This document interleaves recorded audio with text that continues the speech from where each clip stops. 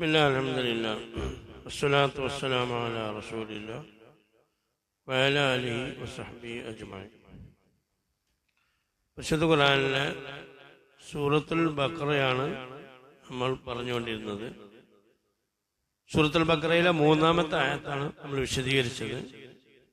അല്ലദീന യുഅ്മിനൂന ബിൽ ഗൈബി വയഖീമുന സ്വലാത്ത, അതുവരെയാണ് നമ്മൾ വിശദീകരിച്ചത്. ഇഖാമത്ത് സ്വലാത്ത് നമ്മൾ പറയണ്ടായി. ഇനി പറയുന്നത് വമിമ്മാ റസഖ്നാഹും യുൻഫിഖൂൻ. അപ്പം മുഅ്മിനീങ്ങൾ മുത്തഖീങ്ങൾ എന്ന് പറഞ്ഞ ആരൊക്കെയാണ്? ഗൈബ് കൊണ്ട് വിശ്വസിക്കുന്നവരാണ്, നിസ്കാരം നിലനിർത്തുന്നവരാണ്. വമിമ്മാ റസഖ്നാഹും യുൻഫിഖൂൻ, നാം അവർക്ക് നൽകിയതിൽ നിന്ന് അവരെന്ത് ചെയ്യുന്നുണ്ട്? അവർ ചെലവഴിക്കുകയും ചെയ്യുന്നവരാണ്. വമിമ്മ, ഒന്നിൽ നിന്ന്, റസഖ്നാഹും, അതായത് നാം അവർക്ക് റിസ്ക് നൽകിയ ഒന്നിൽ നിന്ന്, അല്ലെങ്കിൽ നാം അവർക്ക് റസഖ് ശരിക്കും നൽകാന്നുള്ള അർത്ഥമാണ്. നാം അവർക്ക് നൽകിയതിൽ നിന്ന് യുൻഫിഖൂൻ, അവരെന്ത് ചെയ്യുന്നുണ്ട്? അവർ ചെലവഴിക്കുകയും ചെയ്യുന്നുണ്ട്. അതാണ് മുത്തഖീങ്ങൾ എന്ന് പറഞ്ഞാൽ. ഇനി നോക്കാം, റിസ്ക് എന്ന് പറഞ്ഞാൽ ഭാഷയിൽ അത്താകുന്നതാണ്, കൊടുക്കാന്നുള്ളതാണ്. നൽകുന്നതിന് ഒരാൾക്ക് കൊടുക്കുന്നതിന് ഭാഷയിൽ എന്ത് പറയും? റിസ്ക് എന്ന് പറയും. നമ്മൾ ഒരാൾക്ക് ഒരു സാധനം കൊടുക്കുന്നതിനും ലാംഗ്വേജിൽ ഏതാ പറയുന്നത്? അതിന് ഏത് പറയും? അറബി ഭാഷയിൽ റിസ്ക് എന്ന് പറയും. മൊത്തത്തില് റിസ്ക് എന്ന് പറഞ്ഞാൽ ഉറുഫ് എന്ന് പറയും. അതായത് പൊതു സമൂഹത്തിന്റെ ധാരണ അനുസരിച്ച് ഉറുഫ് എന്ന് പറഞ്ഞാൽ ജീവികൾക്ക് ഉപകാരം കിട്ടുന്ന എന്തെല്ലാം കാര്യമുണ്ടോ അതൊക്കെ എന്താണ് റിസ്ക്. നമ്മൾ റിസ്ക് പറഞ്ഞാൽ അന്നം മാത്രം റിസ്ക് എന്ന് വിചാരിക്കണ്ട അല്ലേ? നമ്മളെപ്പോഴും പറയും എന്റെ റിസ്ക് ആണ് അത്, അവിടെയാണ് എന്റെ റിസ്ക്, നമ്മളെ റിസ്ക് ഇവിടെ എന്നൊക്കെ പറയുന്നുണ്ട്. അത് നമ്മൾ വെറും തിന്നുന്ന കാര്യം മാത്രമാണ് ആ റിസ്കിൽ നമ്മൾ എന്ത് ചെയ്യുന്നത് മനസ്സിലാക്കുന്നത്. അത് മാത്രമല്ല, ജീവനുള്ള ജീവികൾക്ക്, നമുക്ക് ജീവജാലങ്ങൾക്ക് ഉപകാരം കിട്ടുന്ന എല്ലാം എന്താണ്? ശരിക്കും പൊതു തിയറി അനുസരിച്ച് ഏതാണ്? റിസ്ക്കാണ്. അപ്പോ ഹറാമായത് ഒരാൾ സമ്പാദിക്കുന്ന റിസ്ക്കാണ്,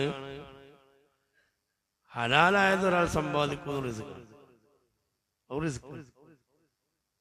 മനസ്സിലായില്ലേ? ലോകോ അപ്പൊ ഞാനൊരാളെ 100 രൂപ മോഷ്ടിച്ചു, അല്ലാതെ നമ്മളെ കാക്കട്ടെ, ചില ഉദാഹരണം ഒന്നും പറയാൻ പറ്റില്ല. 100 റുപ്യന്റെ കാശില്ല. ഒരാളെ 100 റുപ്യ മോഷ്ടിച്ചു, അല്ലെങ്കിൽ ഒരു സംഖ്യ മോഷ്ടിച്ചെടുത്തു, അയാൾ അത് ഭക്ഷണം കഴിച്ചു, ആ കാശ് അയാളെ കയ്യിൽ കിട്ടി, അത് റിസ്ക്കാണ്. സംഗതി ഇത് റിസ്ക്കാണ്. പക്ഷെ വന്ന രീതി ഏതാണ്? ഹറാമാണ്. സത്യത്തിൽ അല്ലാഹു തആല അയാൾക്ക് നൽകാൻ വിധിച്ച സംഗതിയാണ് ഏത്? ആ 100 രൂപ അയാൾക്ക് കിട്ടേണ്ട. അല്ലാഹു തആല അയാൾക്ക് ഏകിയ റിസ്ക് ആണത്. പക്ഷെ അയാൾ എന്ത് ചെയ്ത്? ആ റിസ്ക് ഹറാമായ രൂപത്തിൽ കൈപ്പറ്റി എന്നുള്ളൂ. അയാൾ അങ്ങനെ കൈപ്പറ്റിയിട്ടില്ലെങ്കിൽ ചിലപ്പോൾ എന്ത് ചെയ്യും? അയാൾക്ക് വേറെ രൂപത്തിൽ അല്ലാഹു തആല 100 രൂപ കൊടുക്കും. ഒരു മനുഷ്യന് ഏകിയ റിസ്ക് അല്ലാഹു തആല നൽകുക തന്നെ ചെയ്യും. ഒരിക്കലും നമ്മളുടെ റിസ്ക് കിട്ടാതെ നമ്മളവിടുന്ന് പഠിച്ചോ കൊണ്ടുപോകും. മനസ്സിലാക്കണം. നമുക്ക് അല്ലാഹു തആല ഏകിയ റിസ്ക് എന്തായാലും കിട്ടും. അത് പോയി തട്ടിപ്പ് നടത്തിയിട്ടോ വഞ്ചന നടത്തിയിട്ടോ ഒരാളെ പറ്റിച്ചിട്ടോ പുള്ളിയോ കൊടുത്തുകാണ്ട് സമ്പാദിക്കേണ്ട ആവശ്യം നമുക്കില്ല. അപ്പൊ നമ്മുടെ റിസ്ക് ഹറാമായിട്ട് നമുക്ക് കിട്ടേണ്ട റിസ്ക് ഹറാമായിട്ട് വന്നു എന്നേ ഉള്ളൂ.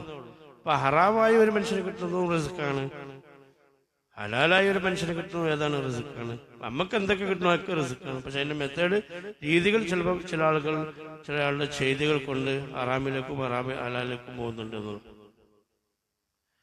അപ്പൊ റിസ്ക്കിനെ കുറിച്ച് നമ്മൾ പറഞ്ഞത്. ഇവിടെ ഇപ്പൊ എന്താ പറഞ്ഞത്? വമിമ്മാ റസഖ്നാഹും യുൻഫിഖൂൻ, നാം അവർക്ക് നൽകിയതിൽ നിന്ന് അവർ ചെലവഴിക്കുന്നു. അപ്പോ അല്ലാഹു തആല നൽകിയതിൽ നിന്ന് ചെലവഴിക്കുന്നു എന്ന് പറയുമ്പോൾ, അല്ലാഹു തആല നൽകിയതിൽ ചെലവഴിക്കുക എന്ന് പറയുമ്പോൾ ഇവിടെ ഏത് റിസ്ക്കാ ഉദ്ദേശിക്കുന്നത്? നല്ല റിസ്ക്, നല്ല റിസ്ക്കാണ്. അല്ലെങ്കിൽ ഹറാമായ റിസ്ക് ചെലവാക്കാനാണ് ഇവിടെ പറയുന്നത്? അല്ല, ഇവിടെ നല്ല റിസ്കിനെ പറ്റിയാ പറയുന്നത്.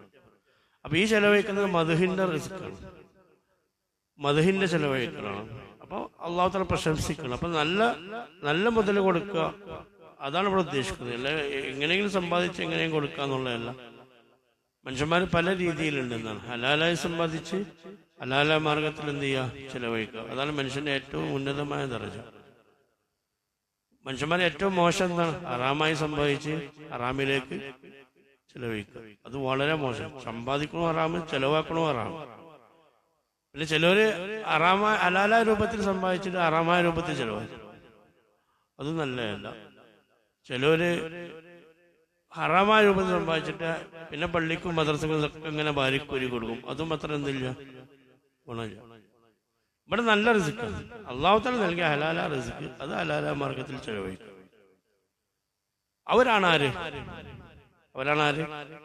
മുത്തഖീൻ. മനസ്സിലായില്ലേ? പിന്നെ നമ്മുടെ അള്ളാഹു തആല എന്താ പറഞ്ഞത്? വമിമ്മ മിൻ എന്ന ഒരു പ്രയോഗമുണ്ട്. നൽകിയതിൽ നിന്ന് ചെലവഴിക്കുന്നു എന്നാണ്. അയച്ചോ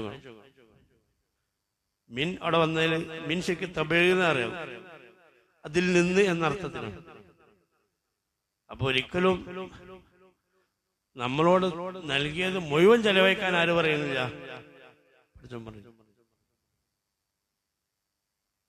നൽകിയതിൽ നിന്ന് ചെലവഴിക്കാന്നുള്ള. മനുഷ്യന്മാർ ചെലവഴിക്കുന്നതിൽ പല രീതിയിലുണ്ടെന്നാ. അത് ഓരോരുത്തരുടെ ഈമാൻ അനുസരിച്ചാണ് ആ ചെലവഴിക്കേണ്ടത്. എല്ലാവരെ പോലെ ചെലവഴിക്കാൻ പറ്റൂല. അപ്പൊ നിങ്ങളാണ്ട് കൊടുത്താൽ മുഴുവൻ തരുമെന്ന് അള്ളാഹു തആല പറയുന്നുണ്ടെങ്കിൽ ഞാൻ കൊടുത്തു, എനിക്ക് കിട്ടട്ടെ വിചാരിച്ച് ചിലപ്പോൾ മുഴുവൻ കിട്ടിക്കോളുന്നില്ല. മഹാന്മാരുടെ ഭാഷയിൽ കൊടുതി 3 രീതിയിലുണ്ട്. സഹാഹിനും സഹാഹ് എന്ന് പറയും. സഹാഹ് കാരണം എന്താണ്? പിന്നെ ദാനധർമ്മം ചെയ്യാന്നുള്ളതാണ്. അത് ദാനധർമ്മമാണ്. അതേ സമയത്ത് പിന്നെ ജൂദ് എന്ന് പറയും അറബിൽ. ജൂദ് എന്ന് പറഞ്ഞാൽ ഏതാണ്? ദാനധർമ്മമാണ്. ഈസാറ് എന്ന് പറയും. ഈസാറ് എന്ന് പറഞ്ഞാൽ ഏതാണ്? ദാനധർമ്മമാണ്. അപ്പൊ അറബി ഭാഷയിൽ ദാനധർമ്മത്തിന് 3 പ്രയോഗങ്ങളുണ്ട്. സഖീയ എന്ന് പറയും, ബഖീല്, സഖീയ എന്ന് പറയും.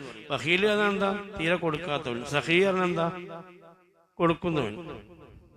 അപ്പൊ സഖീയ എന്ന് പറയുന്നതിനേക്കാളും മുകളിലാണ് ജൂദ് എന്ന് പറയുന്നത്. ജൂദ് എന്ന് പറയുന്നതിനേക്കാളും മുകളിലാണ് ഏത്? ഈസാറ് എന്ന് പറയും.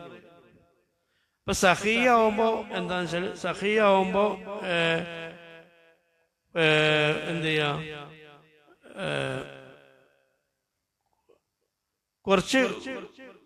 കുറച്ച് കൊടുക്കും, ബാക്കി നമുക്ക് എടുത്തു വെക്കും. ഇങ്ങനെ കൊടുത്താലും മോശമൊന്നുമില്ല. നമുക്ക് കിട്ടുന്നതിന് കുറച്ച് കൊടുക്കുക, ബാക്കി എടുത്തു വെക്കുക. അയാളും ആരാണ്? സഖിയാണ്. എന്നാൽ ജൂതി ആണെങ്കിൽ എന്താണ്? ജൂതി എന്ന് പറഞ്ഞാൽ എന്താണ്? പിന്നെ നമുക്ക് വേണ്ടി കുറച്ചെടുത്തേക്ക, ഭൂരിപക്ഷം എന്ത് ചെയ്യാം? ചെലവാക്കുക. അങ്ങനത്തെ ആൾക്കാരുണ്ട്. അതാണ് ജൂത്. സഖിയാവുമ്പോ എന്താ? നമുക്ക് വേണ്ടി കുറെ എടുത്തെടുക്കും, പിന്നെന്ത് ചെയ്യാ? ഉള്ളതിൽ കുറച്ച് ആർക്ക് കൊടുക്കും? കൊടുക്കും. അത് മോശമുള്ള പരിപാടിയൊന്നുമല്ല. അത് മോശമുള്ള പരിപാടി ഇല്ല. അങ്ങനത്തെ ഇവിടെ കൊടുക്കാൻ ഇവിടെ ആരെ കിട്ടണില്ല, ആളെ കിട്ടണില്ലല്ലോ. അത് മോശമുള്ള പരിപാടിയാണോ? നമുക്കിപ്പോ മുതലുള്ളതിൽ ഒരു 70% എടുത്തുവെച്ച് 30% ഞാൻ കൊടുക്കണമെന്ന് തീരുമാനിക്കാനുള്ള മൈൻഡ് പോലും സത്യത്തില് നദികൾക്കില്ലല്ലോ. അപ്പൊ മോശക്കാരൻ. സഹീ എന്നാൽ നല്ല ഹദീസിൽ സഹീനെ കുറിച്ച് നല്ലോ പ്രശംസിച്ച് പറഞ്ഞിട്ടുണ്ട്. അപ്പൊ അത് മോശമുള്ള പരിപാടി ഒന്നല്ല. ജൂതി ആണെങ്കിൽ എന്താ വെച്ചാല് ഒരു 30% എടുത്തുവെച്ച് 70% എന്ത് ചെയ്യും? കൊടുക്കാൻ. അതാണ് മഹാന്മാരെ തീയ. ഇങ്ങനെ കൊടുത്തുകൊണ്ട് ഒരു വല്ലാതെ അവർക്ക് ഉണ്ടാവില്ല. അവർക്ക് കുട്ടികളും മക്കൾക്കും ചെലവാക്കാനുള്ള എടുത്ത് വെച്ച് ബാക്കി എന്ത് ചെയ്യും? കൊടുക്കലിനെ. അങ്ങനെ ചെയ്യുന്നവരുണ്ട്. കൊടുത്തുകൊണ്ടേ ഇരിക്കുക. നബി സ്വല്ലല്ലാഹു അലൈഹി വസല്ലം പറഞ്ഞല്ലേ, ഒരു മനുഷ്യന് ഖൈറുണ്ട് എന്നാണ്. അവൻ എന്ത് ചെയ്യും? ആക്കഥ ഇങ്ങനെ കാട്ടുന്നു. കാരണം ഇങ്ങനെ എടുത്തെടുത്തിട്ട് എന്ത് ചെയ്യാ? കൊടുക്കലിനെ ഇഷാറത്ത് കാണിച്ചു. ആക്കഥ ഇങ്ങനെ കാണിച്ചു കൊടുത്തുന്നത്. ഇങ്ങനെ കൊടുക്കുക. സാബികൾക്ക് അങ്ങനെയായിരുന്നു. ഇങ്ങനെ കൊടുക്കും. അയിമ നമുക്കില്ലാത്തതുകൊണ്ട് നമുക്കിപ്പോ സഹിയാകാനേ പറ്റുള്ളൂ. ഈസാറ് പറഞ്ഞാൽ എന്താ? ഈസാറ് പറഞ്ഞാല് ജീവിതത്തിൽ ബുദ്ധിമുട്ടിക്കൊണ്ട് കൊടുക്കുക. മറ്റാൾക്ക് ബുദ്ധിമുട്ടൊന്നുണ്ടല്ലോ, ബുദ്ധിമുട്ടില്ലാത്ത രൂപത്തിൽ മെയിൻറ്റെയിൻ ചെയ്യും. ഈസാറ് പറഞ്ഞാൽ എന്താ? സംഗതി നമുക്കിവിടെ എന്തുണ്ട്, അത് ആവശ്യമുണ്ടെങ്കിലും നമ്മളെക്കാളും ആവശ്യം അവനുണ്ടായതുകൊണ്ട് എന്ത് ചെയ്യാണ്? പ്രയാസം സഹിച്ചുകൊണ്ട് എന്ത് ചെയ്യാ നമ്മള് കൊടുക്കുന്നതിന് ഏത് പറയാ ഈസർ. ഞാൻ മുമ്പൊരു കഥ പറയുന്നുണ്ട്. റസൂലുള്ളാഹിന്റെ കാലത്ത് ഒരു വിരുന്നുകാരൻ വന്നപ്പോ നബി സല്ലല്ലാഹു അലൈഹി വസല്ലമ അല്ലേ ആരാ സൽക്കരിക്കാന്ന് ചോദിച്ച്. അപ്പൊ ഒരു സഹാബി വീട്ടിൽ കൊണ്ടുപോയി. വീട്ടിലൊന്നുമില്ലായിരുന്നു, കുറച്ച് ഭക്ഷണം ഉള്ളായിരുന്നു. ഭാര്യയോട് എന്ത് പറഞ്ഞു? കുട്ടികളെ മക്കൾക്ക് ഉറക്കാൻ പറഞ്ഞു. എല്ലാരും ഉറക്കിയിട്ട് എന്ത് ചെയ്തു? എന്നാലും മുമ്പില് വെച്ച് വിളമ്പാനുള്ള സാധനം ഇല്ലായിരുന്നു. കാരണം രണ്ടാളും കഴിക്കുമ്പോൾ ഉണ്ടാവില്ല. അപ്പൊ ഈ സാഹിബ് ലൈറ്റ് ഓഫാക്കി വെളിച്ചമില്ലാത്ത ബുദ്ധിമുട്ട് കാണിച്ചു കൊടുത്ത് മറ്റാൾ ഇരുട്ടെടുത്തിരുന്ന് കഴിക്കാൻ വേണ്ടി. മറ്റാള് ഇയാൾ കഴിക്കണം, ഈ സാഹിബ് കഴിക്കണ അറിയില്ലായിരുന്നു, കഴിക്കണ്ടെന്ന് വിചാരിച്ച് അദ്ദേഹം നന്നായി കഴിച്ചു. പിറ്റേന്ന് റസൂലുള്ളാഹി സ്വല്ലല്ലാഹു അലൈഹി വസല്ലം എന്ത് പറഞ്ഞ്? അല്ലാഹു തആലക്ക് ഭയങ്കര സന്തോഷമായി നിങ്ങൾ ഈ ചെയ്തത് എന്ന് റസൂലുള്ളാഹി സ്വല്ലല്ലാഹു അലൈഹി വസല്ലം സഹാബിയോട് പറഞ്ഞു. പറയുന്നത് അത് ഈസാറാണ്, എല്ലാവർക്കും കിട്ടണമെന്നില്ല. നമ്മളെ സംബന്ധിച്ചിടത്തോളം അല്ലാഹു തആല നൽകിയതിൽ നിന്ന് ഉള്ളതിനനുസരിച്ച് എന്ത് ചെയ്യാ, നമുക്ക് കൊടുക്കാനുള്ള ഒരു മനസ്സുണ്ടാവാന്നുള്ളതിന് തഖ്വയിൽ അല്ലാഹു തആല എണ്ണിയിട്ടുണ്ട്. അപ്പോ വമിമ്മാ റസഖ്നാഹും യുൻഫിഖൂൻ, നാം അവർക്ക് നൽകിയതിൽ നിന്ന് അവരെന്ത് ചെയ്യുന്നുണ്ട്? അവർ ചെലവഴിക്കുന്നുണ്ട്. ഇതാണ് ഇതിൽ പറഞ്ഞത്. ഒരിക്കൽ ഒരു പ്രവാചകൻ അല്ലാഹു തആല വഹിയ നൽകിയെന്ന് ഒരു ചരിത്രം പറയാം. ഈ കഥ റെഡിയല്ലേ? ഒരു പ്രവാചകൻ അല്ലാഹു തആല ഒരിക്കലും വഹിയ നൽകി. ആ പ്രവാചകന്റെ ഒരു അനുയായി ഉണ്ടായിരുന്നു, അബ്ദുല്ലാഹിൽ ഹാരിസ് റാസി എന്ന് പറയുന്ന ആളിൽ നിന്നുള്ള റിപ്പോർട്ടാണ്. ആ പ്രവാചകന് ഒരു അനുയായി ഉണ്ടായിരുന്നു, നല്ല സാധുവായ മനുഷ്യനാണ്. അപ്പൊ ആ അനുയായിയെ അല്ലാഹു തആല പരീക്ഷിക്കാൻ തീരുമാനിച്ചു. നിങ്ങളെ ആ പ്രവാചകൻ അല്ലാഹു തആല വഹി നൽകിയതാണ്. നിങ്ങളെ ഇന്ന അനുയായി ഞാൻ എന്ത് ചെയ്യുന്നുണ്ട്? പരീക്ഷിക്കാൻ പോവാണ്. അപ്പോ ആ പരീക്ഷണം മുൻകൂട്ടി ആ അനുയായി അറിയിക്കാനും തീരുമാനിച്ചു. എന്താണ്? ആ അനുയായിയുടെ ജീവിതത്തിലെ പകുതി സമയം ഞാൻ ദാരിദ്ര്യം കൊണ്ടും പരീക്ഷിക്കും, പകുതി സമയം ഞാൻ സമ്പത്ത് കൊണ്ടും പരീക്ഷിക്കും എന്ന് നിങ്ങൾ നബിയെ നിങ്ങളുടെ ആ അനുയായിയോട് വിവരം അറിയിക്കണം. പകുതി സമയം ദാരിദ്ര്യം കൊണ്ട് പരീക്ഷിക്കും, പകുതി സമയം ഞാൻ സമ്പത്ത് കൊണ്ടും പരീക്ഷിക്കും. അപ്പൊ 100 വയസ്സുണ്ടെങ്കിൽ 50 വയസ്സ് ദാരിദ്ര്യം, 50 വയസ്സ് സമ്പത്ത്. നല്ല സമ്പത്തും കൊടുക്കും, പകുതി സമയം നല്ല ദാരിദ്ര്യം ഉണ്ടാവും. പക്ഷെ ഇത് ഏത് സമയം വേണമെന്ന്, ഇതിൽ ഏത് സമയം വേണമെന്ന് ആ അനുയായി ചോയ്സ് ചെയ്തോട്ടെ, അദ്ദേഹം തിരഞ്ഞെടുത്തോട്ടെ എന്ന് പ്രവാചകനോട് അല്ലാഹു തആല വഴി നൽകി. അങ്ങനെ ആ പ്രവാചകൻ ആ അനുയായി വിളിച്ചിട്ട് പറഞ്ഞു, അള്ളാഹു നിന്നെ പരീക്ഷിക്കാൻ പോവാണ്. നിന്റെ ജീവിതത്തിൽ ഇനി പകുതി ദാരിദ്ര്യം ഉണ്ടാവും, പകുതി സമ്പന്നതയുണ്ടാവും. അപ്പൊ ഏതുകൊണ്ടാണ് ആദ്യം പരീക്ഷിക്കേണ്ടത് എനിക്ക് തീരുമാനിക്കണം. അതുകൊണ്ട് ഏതുകൊണ്ട് എന്നെ ആദ്യം പരീക്ഷിക്കണം, നീ പറയണോ എന്ന് ആ പ്രവാചകൻ അനുയായിട്ട് ചോദിച്ചു. നമ്മളാണ് എന്താ പറയാ, നമുക്കങ്ങനെ അവസരം വന്ന് നമ്മൾ എന്താ പറയാ? ഒരു ഉത്തരവില്ലേ? നമ്മുടെ ജീവിതത്തിൽ പകുതി സമയം ദാരിദ്ര്യം തരും, പകുതി സമയം നല്ല സമ്പന്നം കിട്ടും. നമ്മൾ എന്താ തിരഞ്ഞെടുക്കുക? സമ്പന്നല്ലേ? കാരണം പിന്നെ കിട്ടിക്കോട്ടെ എന്നുള്ളതാണ് അല്ലേ? അങ്ങനെ ഈ പ്രവാചകൻ പറഞ്ഞു, നബിയെ എനിക്ക് ഇപ്പൊ ഒറ്റയ്ക്ക് തീരുമാനിക്കാൻ കഴിയില്ല, പെണ്ണുങ്ങളോട് കൂടി ഒന്ന് എന്ത് ചെയ്യണോ, ചോദിക്കണോ, എന്റെ ഭാര്യയോട് ചോദിക്കണോ എന്ന് പറഞ്ഞു. അപ്പൊ പ്രവാചകൻ പറഞ്ഞു, ആയിക്കോട്ടെ, അങ്ങനെ ആയിക്കോട്ടെ. ചില ഭാര്യമാർ ചോദിച്ചാൽ എന്തുണ്ടാവും? ഗുണം കിട്ടും. കാരണം കുടുംബത്തിൽ നല്ല സ്വലിയത്തായ ഭാര്യ തന്നെ വലിയ സമ്പത്താണല്ലോ.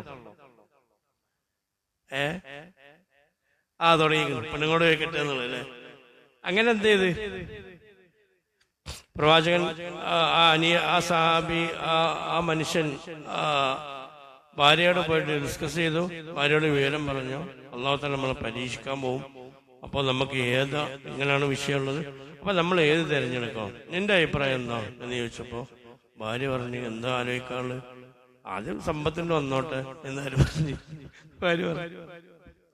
അപ്പോ അയാൾ പറഞ്ഞു, എന്ത് മണ്ടത്തിനാണ് ഈ പറയുന്നത്? കാരണം സമ്പന്നായിട്ട് പിന്നെ ദരിദ്രനെ സഹിക്കാൻ കഴിയൂല. അയ്യോ ഇല്ലല്ലോ. എന്നുവെച്ചാൽ നമ്മള് ആദ്യം ദരിദ്രത്തിലോട്ട് പോയി കഴിഞ്ഞാൽ കുറച്ചു കാലങ്ങൾ സഹിച്ചു നമുക്ക് ആയുസ് എന്തായാലും കിട്ടുമല്ലോ. ഈ 10 നമ്മൾ ക്ഷമിച്ചിരുന്ന പിന്നെ നമുക്ക് സുഖമായിട്ട് ജീവിച്ചൂടെ. എന്തായിട്ട് ഈ പറയണത് ചോദിച്ചു. ഭാര്യ പറഞ്ഞു അത് നിങ്ങളെ നോക്കണ്ട, ഞാൻ പറഞ്ഞ പോലെയാണ് കേട്ട. നിങ്ങളെന്ത് ചെയ്യാ, നിങ്ങൾ നബിയോട് പോയി പറയും ഞങ്ങൾക്ക് ആദ്യം പണം മതി എന്ന് പറയുക. അങ്ങനെ എന്ത് ചെയ്ത് ഭാര്യയുടെ നിർദ്ദേശപ്രകാരം അദ്ദേഹം പ്രവാചകനോട് പോയി പറഞ്ഞു. അങ്ങനെ പ്രവാചകനോട് പറഞ്ഞു അല്ലാഹു പിന്നെ എനിക്ക് സമ്പന്നത മതി എന്നറിയിച്ചു.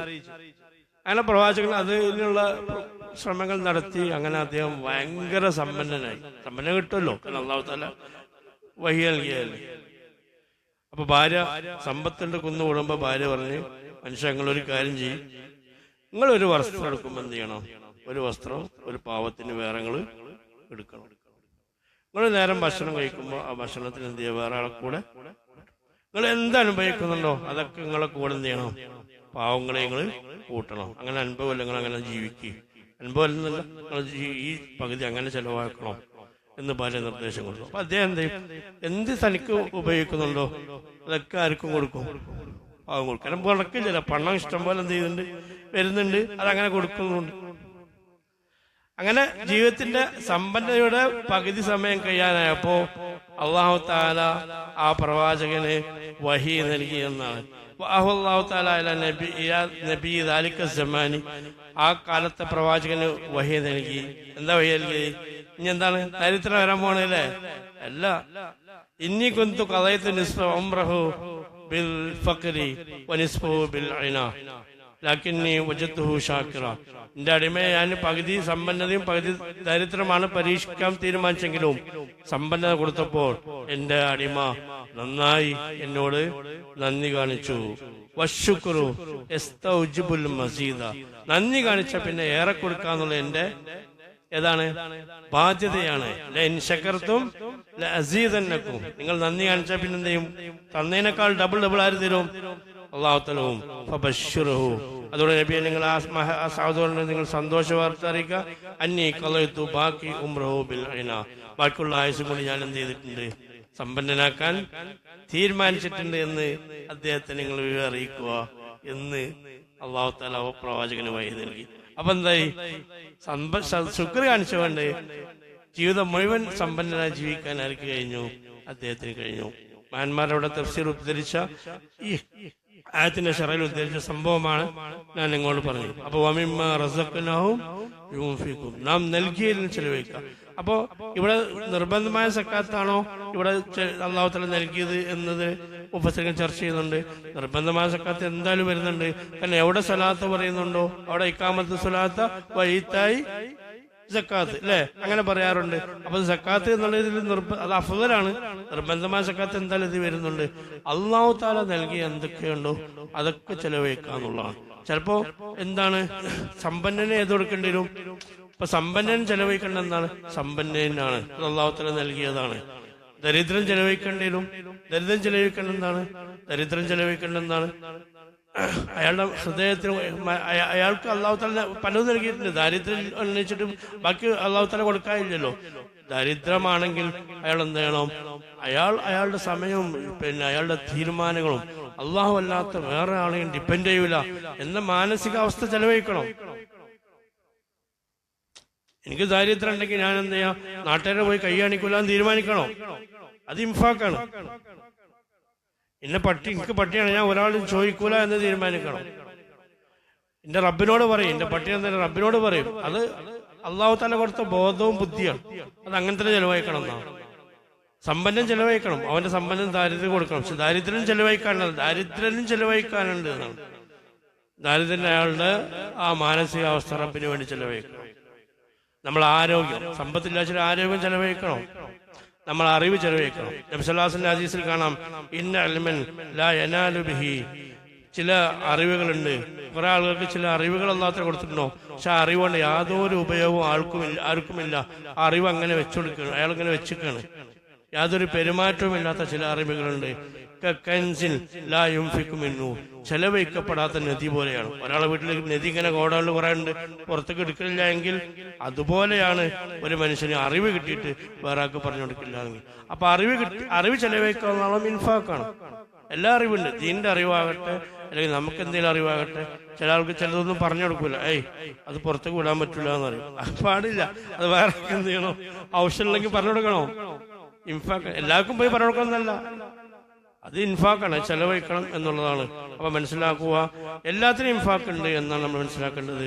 എത്രത്തോളം എന്ന് പറഞ്ഞാൽ മഹാൻ അനസ് ബിൻ മാലിക് റളിയല്ലാഹു അൻഹു പറയുന്നുണ്ട്, സക്കാത്തുദ്ദാർ എന്ന് പറയുന്നത്. ഇതൊക്കെ ശരീഅത്തിന്റെ ഫർളായ സക്കാത്തിൽ പെടാന്നുള്ള അർത്ഥത്തിലല്ല. സക്കാത്തുദ്ദാർ ഉണ്ട്, വീട്ടിന് സക്കാത്ത് ഉണ്ട് എന്നാണ് അനസ് റളിയല്ലാഹു അൻഹു പറയുന്നത്. വീട്ടിന്റെ സക്കാത്ത് എന്താ?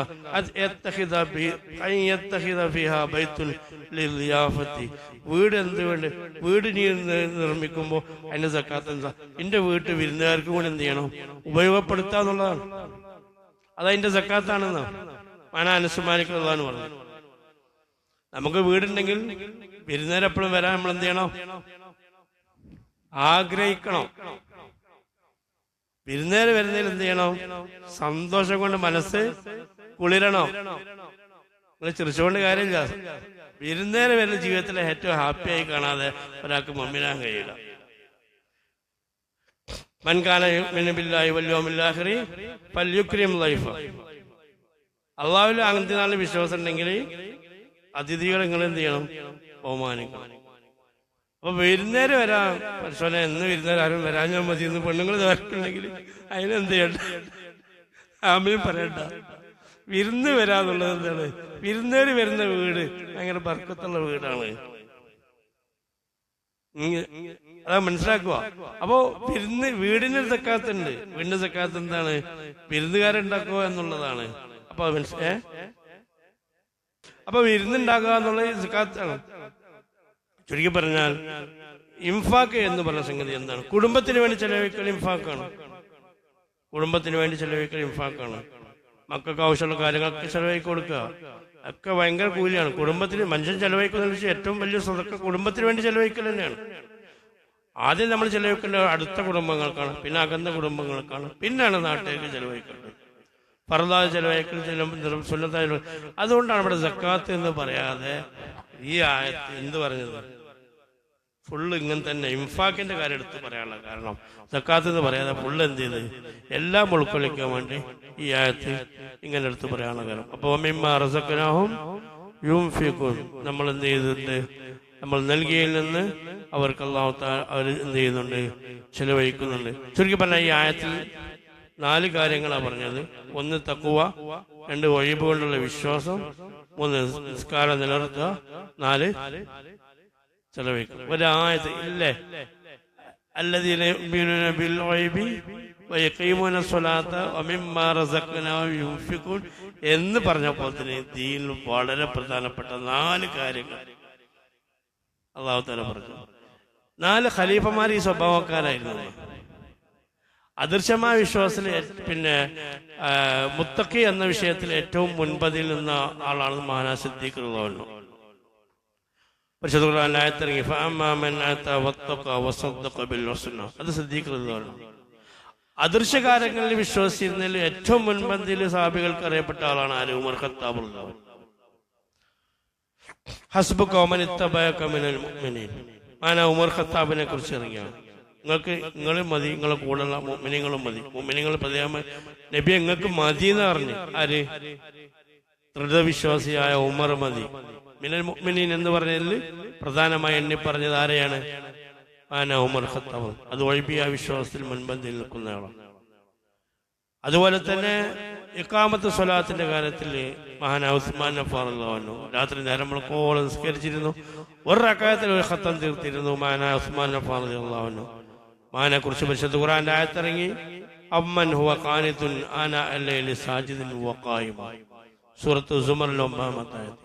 രാത്രി സുജൂദും നൃത്തവും ചെയ്തുകൊണ്ട് നിസ്കരിക്കുന്ന ഒരുത്തനെ പോലെയാണ് മറ്റുള്ളവർ എന്നിറങ്ങിയത് ഉസ്മാൻ അഫ്ഫാൻ റളിയല്ലാഹു. ഇൻഫാക്കിൽ ഏറ്റവും പട്ടിണി കിടന്നിട്ടും ഇൻഫാക്ക് ചെലവഴിച്ചിരുന്ന ആളാണ് ആര്? അലി റളിയല്ലാഹു അൻഹു. നോമ്പ് തുറക്കാൻ നേരത്ത് ഉള്ള ഭക്ഷണം വിളമ്പ നേരത്തൊരു മിസ്കീൻ വന്ന് ചോദിച്ചപ്പോൾ അത് മിസ്കീന് കൊടുക്കാൻ വേണ്ടി പറഞ്ഞു.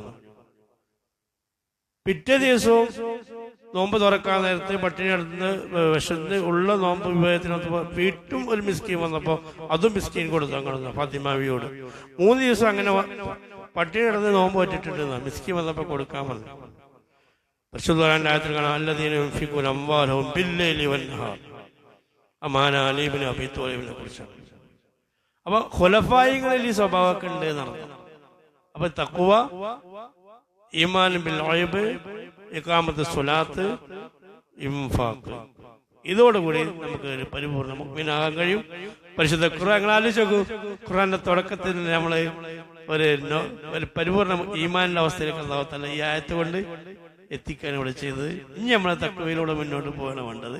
അല്ലാഹു തആല സഹായിക്കട്ടെ. അല്ലാഹു തആല പറഞ്ഞതും കേട്ടെ എല്ലാം സ്വലിഹ് അമലാക്കി സ്വീകരിക്കട്ടെ. അല്ലാഹു തആല ഖബൂൽ ചെയ്യട്ടെ.